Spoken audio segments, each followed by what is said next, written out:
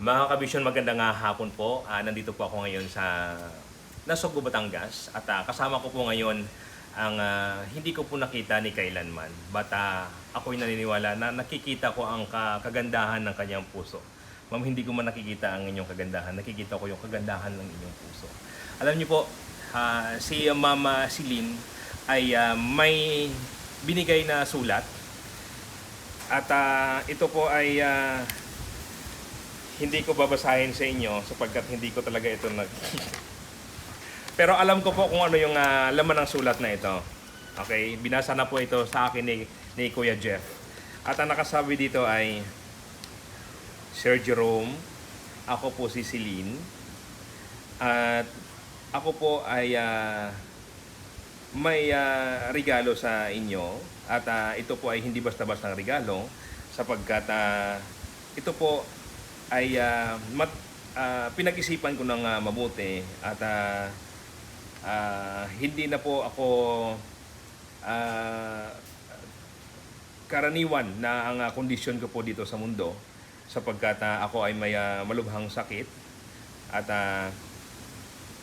ako ay naniniwala na hindi na po din ako tatagal dito sa mundo.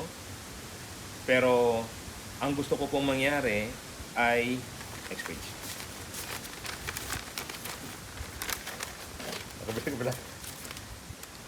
Pero ang gusto ko pong mangyari ay ma-donate ang aking isang mata sa inyo. Ma'am, hindi pwede isa, dalawa dapat. Yung akin pong gusto ay i-donate ang aking isang mata sa inyo. At kung ako man ay kunin na ng Panginoon ay gusto ko nang i-donate pa rin ang isang mata ko po sa inyo. So yun po yung nilalaman ng sulat ni Mama Silin. Ma'am Silin, at nandito po siya upang patunayan at upang i-justify or talagang ipakita na talagang seryoso siya sa sulat niya na ito. Kaya Ma'am Silin, bakit niyo pong naisipan na ito po yung gagawin ninyo? Ano yung nag-udyok po sa inyo na decision? Humingi po ako ng gabay, ng guide kay Lord.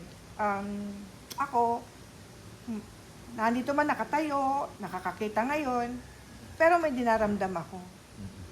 Kaysa ho yung kainin ako ng lupa na mas gugustuhin ko pang ibigay po sa inyo na alam ko na marami pa kayong matutulungan. Hindi lang po isa, dalawa. Kaya nagdesisyon po ako na gano'n ang gawin ko po. At willing din po ako na kung ako'y mawawala na, ibibigay ko pa rin po ang isa. Para po lumawak pa yung mga inyong kaalaman, marami pa kayong matulungan na hindi lang po sa loob ng kampo ng mga military, kundi sa mga civilian na handa kayong tumulong sa anumang mga pangangailangan po nila sa trabaho, lalo na po dito sa mushroom na to po. Alam ko marami kayong matutulungan dito pag ito ay napalago ninyo, marami kayong matutulungan ng mga walang hanap buhay na magkakaroon ng hanap buhay. At gusto ko rin po na bago ako mawala sa mundong ito, meron po ako nagawang isang magandang bagay. Hindi po ako perfectong tao, pero bukal po sa loob ko ang naging desisyon ko po.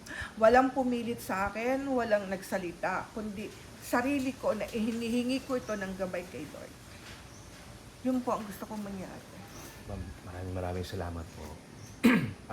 Ako'y sabi ko nga po, hindi kita nakikita personally, but nakikita ko po yung puso po ninyo. Maraming salamat po, ma'am. At ito po ay tanggapin ko, ma'am. Ako, bukal sa puso ko na sana tanggapin. Hindi ako mag-aalinlangan na tanggapin yan. Subalit, meron pong mga bagay na hindi po natin kontrolado sapagkat ang kaso po ng aking mata ay itong kanan ko is inoculated. Ibig sabihin, tinanggal na po ito. Artificial na lang po ito. Apo. Hindi, wala na po talaga itong pag-asa. Apo. Ito naman, original siya. But, ang ang sira naman ito ay retinal detachment naman. Kasi Opo. pag sabog ng bomba, yung impact ng bomba, yun yung nakadetach ng retina ko. Yung pressure ng bomba, yun yung nakadetach ng retina ko. So, hindi siya natamaan itong harap, but yung likod loob. ng mata natin, yun yung, ma'am, yung tinatransplant ng po sa mata pala natin is yung harap, yung cornea, hindi yung buong mata. Hindi po yung buo. Hindi yung buong mata kasi maliliit pa sa buhok yung mga membranes, mga nerves na kinakabit doon sa utak. Kaya, according sa doktor, hindi na po talaga pwedeng ma-restore ang aking vision. Kaya, ako'y taos-puso nagpapasalamat po sa inyo, ma'am, ng buong puso. Talagang nakakataba ng puso na may kagaya po ninyong tao ah, na willing na mag-sacrifice, na mag-donate ng mga mata para sa akin. But, ma'am, sabi ko po na sabi sa Romans 8:28, and all things work together for good to them that love God and to them who are the called according to His purpose.